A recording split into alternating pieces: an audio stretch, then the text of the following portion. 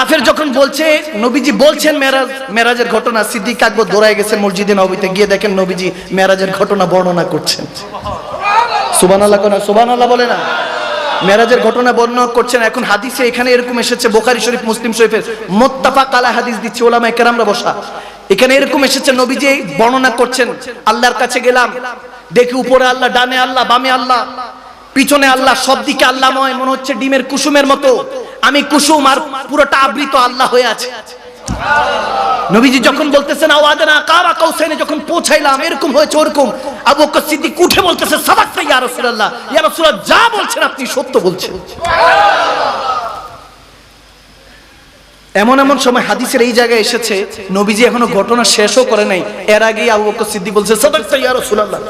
একজন সাহাবা তো উঠে, হযরত ওমর, হযরত আলী ডাক দিয়ে বলতেছে, ভাই গো, রাসূলকে কথাটা শেষ করতে দেন, ঘটনা তো শেষই করলেন না, এর আগেই বলতেছেন সাদাকতা ইয়া রাসূলুল্লাহ, সাদাকতা আপনি সত্যই বলছেন।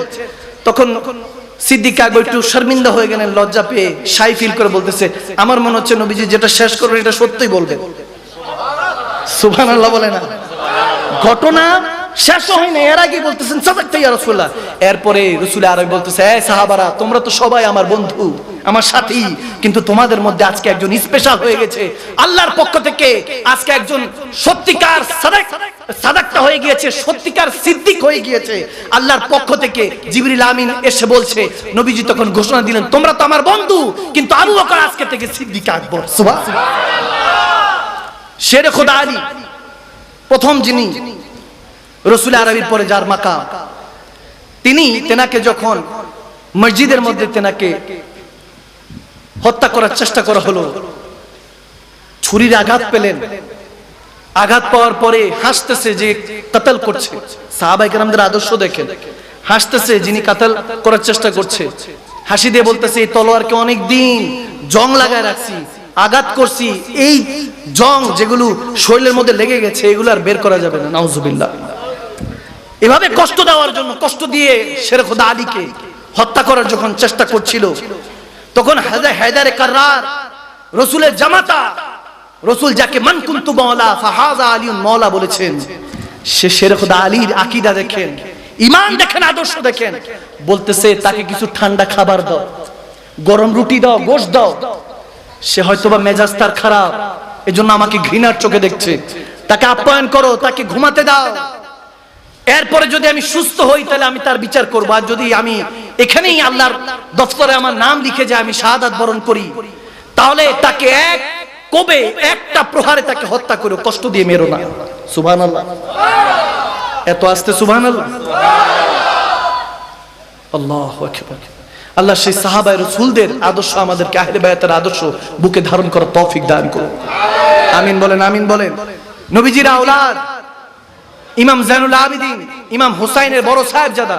এখন অনেকে আমরা তো দেখেন আল্লাহ রাসূলকে তো মানি, কিন্তু নবীজির আওলাদ কয়জন, নবীজির স্ত্রীগণরা কয়জন, আহলে বায়াত কাদেরকে বলা হয়, খোলাফায়ে রাশিদিন কাদেরকে বলা হয়, জিজ্ঞেস করলে বোমা মারলেও একটা নাম বের হবে না, আওয়াজ দেয় না, ঠিক কি না? এখন জেনারেশনের অবস্থা এরকম। অনেকে জানে যে ৭২ জন কারবালার ময়দানে শাহাদাতের পেয়ালা পান করেছেন, এর মধ্যে আহলে বায়াত অর্থাৎ নবীজির বংশধর ছিলেন কেউ বলেন ১৭ জন, কেউ বলেন ২২ জন। সুবহানাল্লাহ। ইমামে হুসাইনের সাথে ছিলেন টোটাল ৭২ জন ছিলেন। ওখানের মধ্যে ইমামে হুসাইনের নাম আর হযরতে ইমাম আব্বাসের নামটা মশহুর আসে, সবাই জানে, কিন্তু অনেকে জানে না। আমার শিয়া ভাই বাবাদেরকে উদ্দেশ্য বলবো, আপনারা হযরত আবু বকর সিদ্দিক, হযরত ওমরকে, হযরত ওসমানকে অনেক কটূক্তি করেন, ক্রিটিসাইজ করেন, নাউজুবিল্লাহ, কিন্তু শেরে খোদা আলীর খাতুনে জান্নাত মা ফাতেমা দিয়ে তো 2 জন আওলাদ, হযরত ইমাম হাসান, ইমামে হুসাইন, কিন্তু মাওলা আলীর আরো আওলাদ ছিল। সুবহানাল্লাহ বলবেন। টোটাল মাওলা আলীর আওলাদ ছিল 7 জন। কয়জন? হযরত আলী শেরে খোদা 7 জন আওলাদ ছিল, এবং সুবহানাল্লাহ উম্মতের জন্য 7 জন আল্লাহর রাস্তায় কবুল হয়ে গিয়েছেন, শাহাদাতের জাম পান করেছেন। সুবহানাল্লাহ, 7 জন। জাহান্নাম কয়টা? কয়টা? সুবহানাল্লাহ। উম্মতকে 7 জাহান্নাম থেকে হেফাজত করতে হযরত আলী শেরে খোদা কারমাল্লাহুল ওয়াজহিল কারীম তিনি 7 আওলাদকে কুরবান করে দিয়েছেন। এই ইতিহাস কোথাও পাওয়া যাবে না। বাচ্চারা চলে যাক, আবার ফজরের পরে উঠতে হবে, কোরআন তেলাওয়াত করতে হবে, চলে যাক। এই কথা আবার সবাই বুঝবেন। আল্লাহ কবুল করুক, আমিন বলেন। 7 জন আওলাদ, নাম জানেন কেউ?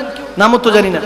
ইমামে হাসান, ইমামে হুসাইন, এরপর আছেন ইমাম আব্দুল্লাহ ইবনে আবু তালিব, তারপর আছেন হযরত ইমাম কাসিম, এরপর আছেন হযরত আবু বকর, এরপর আছেন হযরত ওমর, এরপর আছেন হযরত জাফর। সুবহানাল্লাহ বলেন। কয়জন? 7 জন। কয়জন? 7 জন।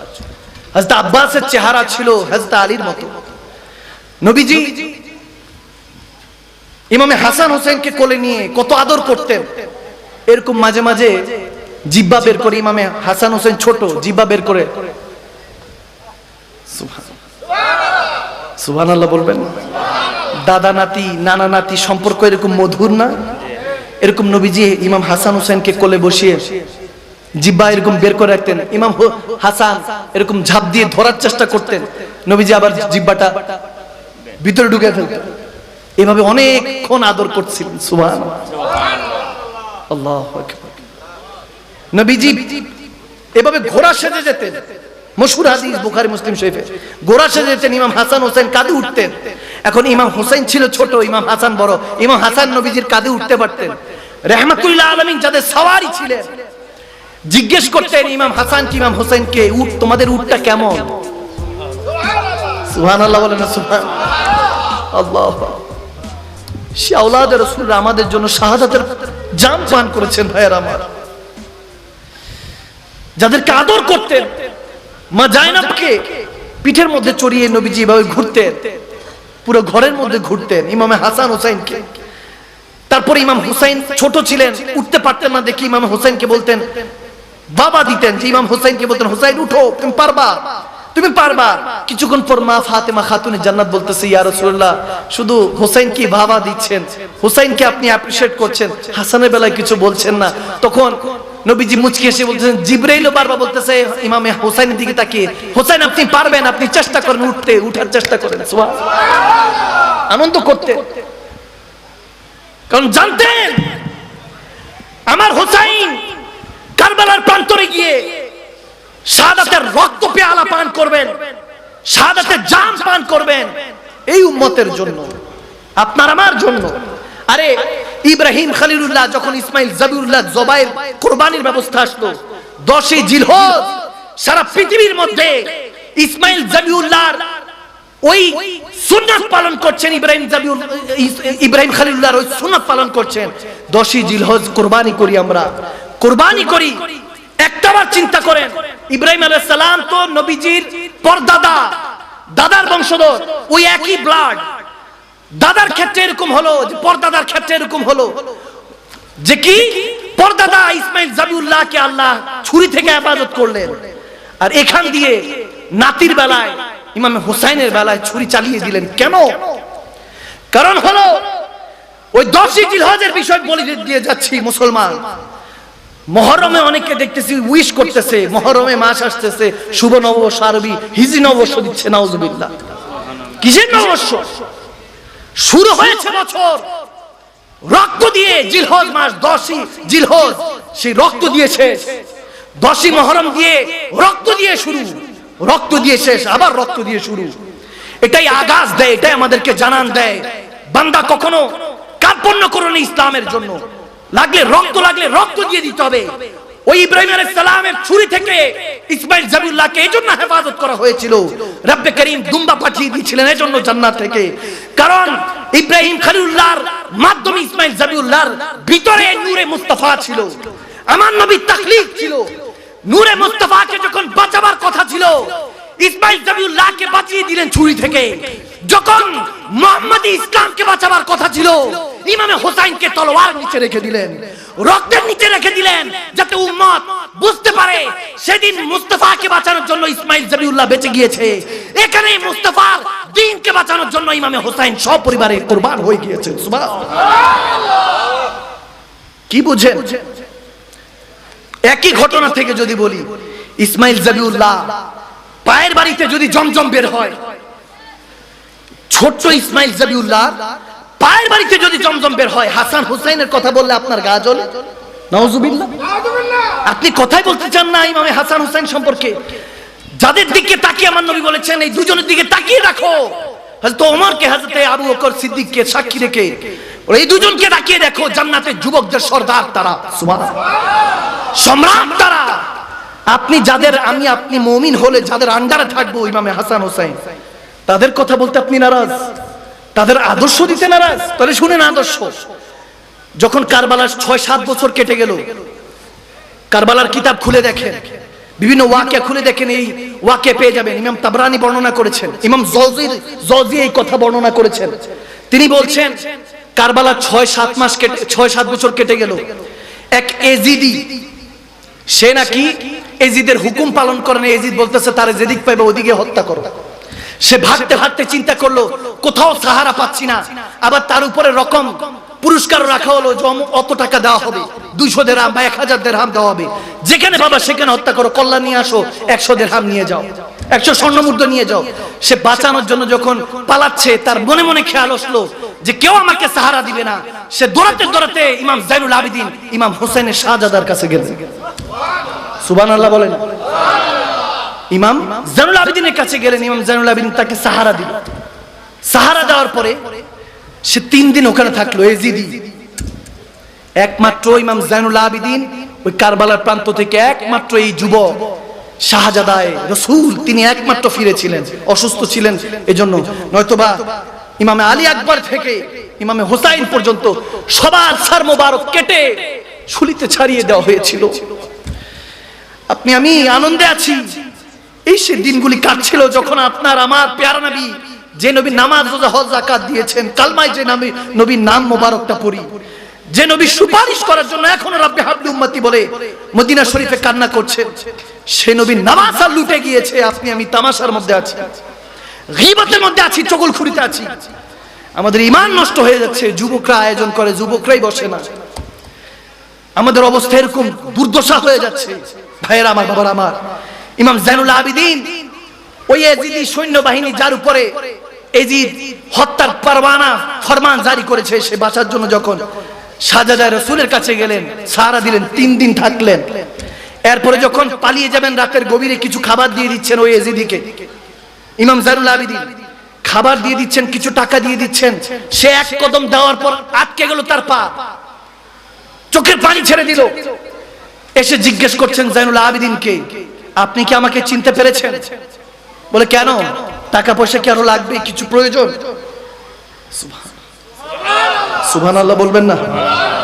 আরো কিছু লাগবে? বলে না, আপনি আমাকে চিনতে পেরেছেন। বলে কেন?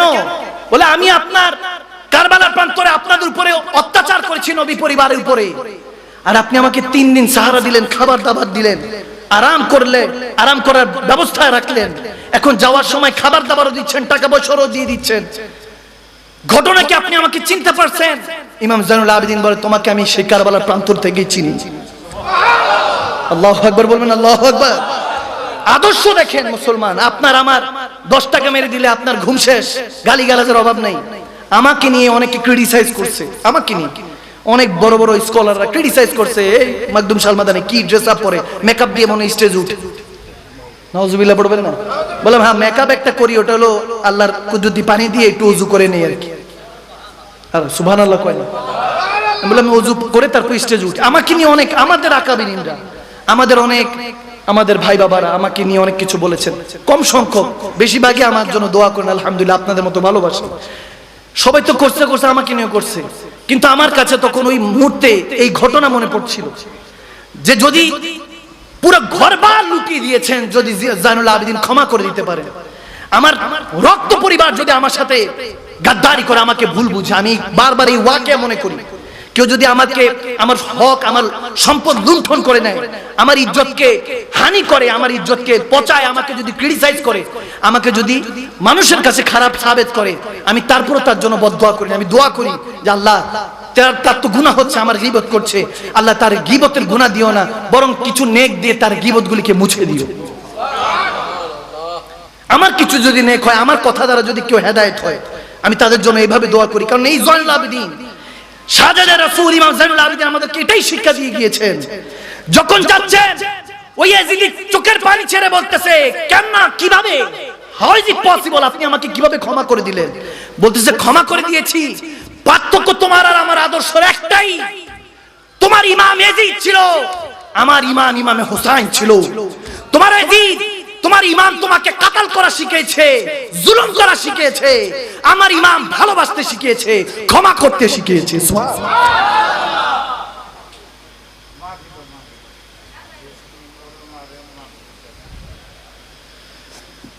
ইমামে হোসাইনে কারবালা এই শিক্ষা আমাদেরকে দিয়ে গিয়েছে।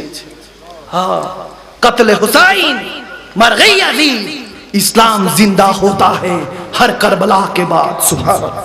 সেই আযানে ছিল এমন প্রেম মুগ্ধ রহমান, দয়াল নবীর পিছে নামাজ পড়লে কেমন হতো। সুবহানাল্লাহ। আর মায়ার নবীর পিছে নামাজ পড়লে কেমন হতো, জোরে জোরে দু নয়নে রাসূল পাক দেখলে কেমন হতো, জোরে জোরে দু না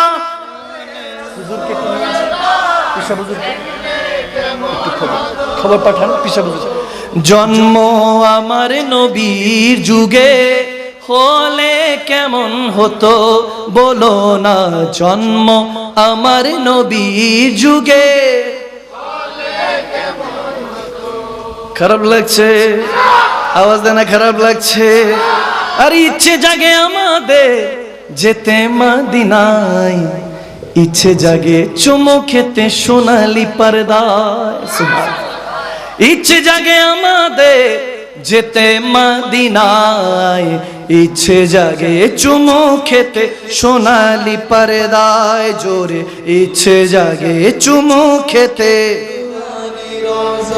হ্যাঁ মদিনা আমার জান, মদিনা আমার প্রাণ, মদিনাতে আছেন আমার জানের জান, সবাই মদিনাতে আছেন আমার জানের জান।